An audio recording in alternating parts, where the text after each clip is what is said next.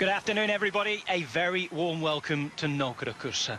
73 kilometres of it remain. Let's get straight to it and tell you who's in the breakaway. A breakaway went after around 4 kilometres today. They've had a maximum gap of 7.5 minutes, so the peloton really relaxing once Mattia Vil, Otto Vergaarde, Axel Junior, Johan Ofredo and David Boucher got up the road. In the case of David Boucher, he's finished it more than anybody in its history. 11 finishes for the Frenchman, now a naturalised Belgian, and David Boucher has earned himself the nickname of Mr. Nokere. He's riding on the left-hand side in the yellow jersey. Rider from Katusha down here. There's a rider from Sunweb who is unable to get up at the moment. In fact, it looks like it's an Androni rider, pardon me. And the rider from Katusha is number 43, Nathan Haas, who cannot get a break of luck at the moment. This is how it happened. Oh dear.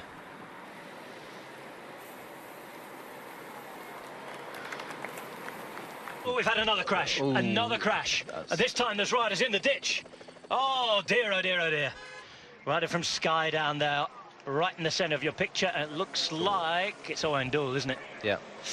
Oh dear, oh dear, oh dear. Owain-Doull, who've been on such good form. The rider getting himself out of the ditch there is from Hagensberman Action. I can tell you it's Jakob Ekholm, and number 42 for Katusha, who's still down there, is Jente Beermans. And I'm afraid that Jente Beermans required some attention. That small cobbled climb. 5.2% for 400 metres, a maximum gradient of 7%. And you can see these cobbles a little more bone-rattling than the ones we have on the finale.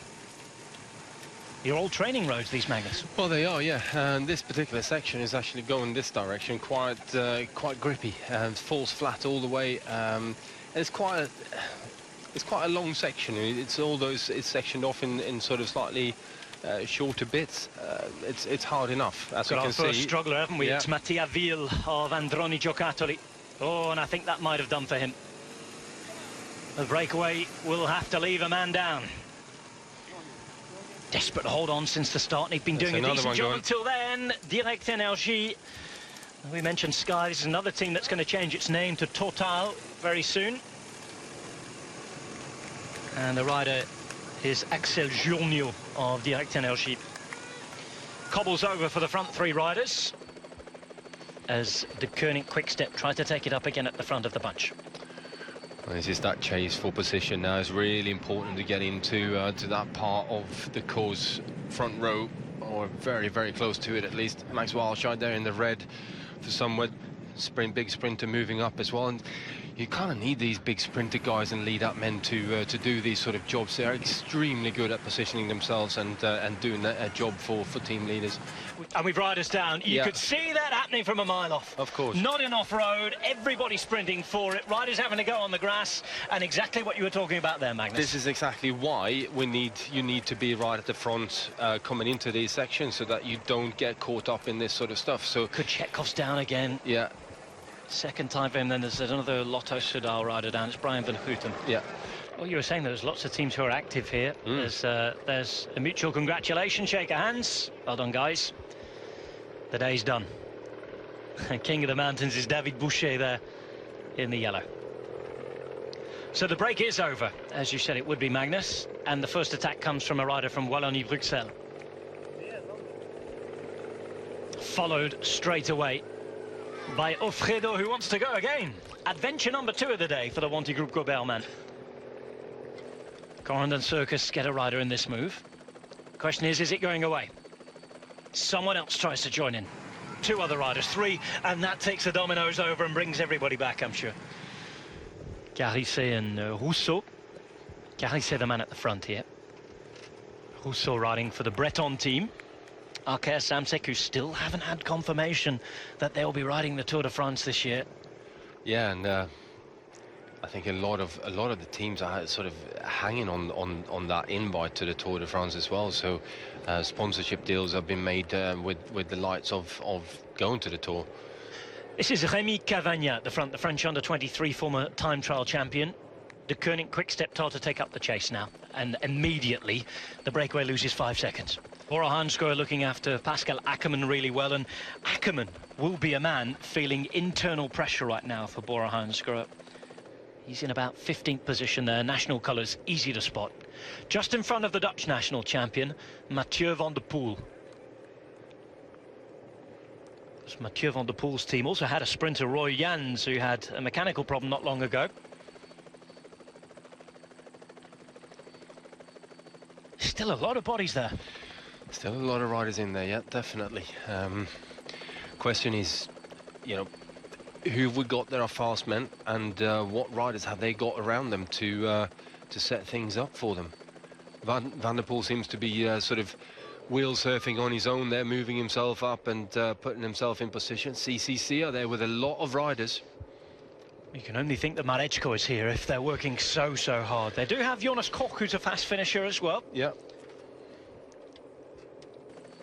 Łukasz Ovsian was also 13th in the Ronde van Drenthe, and Pavel Bednas finished up in 8th in the same race. And came in with a small group at 41 seconds from Pigligtat, the winner.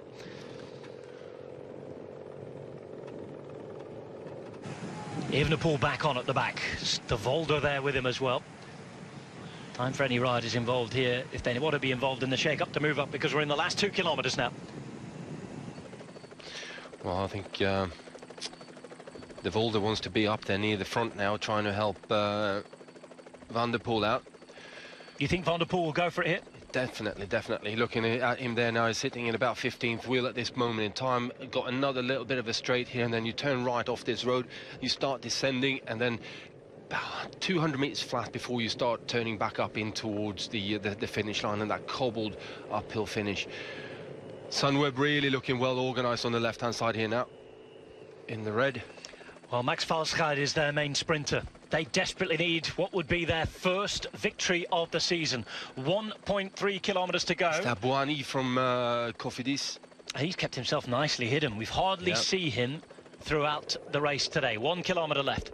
Valsgaard at the back here, third wheel, the big man from Sunweb. Here's Van der Poel moving up in his Dutch national champions jersey. All about positioning, and as Magnus was saying before, they will want the left-hand side of the road if they can for the sprint. Yeah, definitely. I still think that is the fastest running, and this is the timing here now is key. As you start hitting this descent, you want to hit it early enough so you don't get swamped, but if you go too early, you will get swamped. Jens de Busser is there for Katusha Alpecin. He's on the left-hand side now in the turquoise jersey with the red helmet. Inside, 700 metres to go now, approaching that final 350-metre sprint to the line. The German champion Ackermann waits on the wheel of Rudiger Selig. Behind him, Nasser Bouhanni is there and ready to go. There they turn right, and we're approaching the cobbles now. And here go Bora Hansgrohe on the left-hand side. Look at Bora Hansgrohe go now. Here they go, 350 metres to go. It's to Nokere Koerse for the final time. In the sprint to the line. Oh, and a huge crash behind. Van der Poel is down. At the front there, it's Ackermann. Ackermann, the German champion, going for it. Being chased by Valsgaard. It's the two Germans going for it at the moment. Ackermann on the left, Valsgaard on the right. But look at that, we've got movement from Philipsen as well. Look at Valsgaard at the front, and someone are going to do it. They have victory for the first time this season. Oh, they needed that. Chaos behind, but Team Sunweb take their first win of the season. Only hope he can get the correct medical attention as quick as possible. Thankfully, the ambulance has arrived. This is, not good for... Well, that was a mess at the bottom. Of course, the graphics showing us Max Valsgaard. But in that crash, in the chaos, he went down. And it is, in fact, Cees Bol who takes the win. There will be happiness in the end for Valsgaard, who'll be able to celebrate. Now, this is what happens.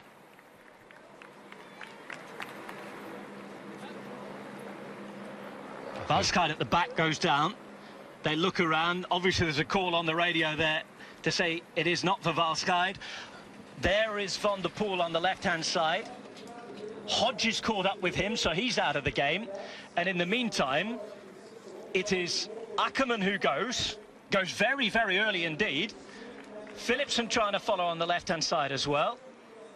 But look at Cees Bol. Philipsen is all the way to the line. And that is some sprint from the Dutchman.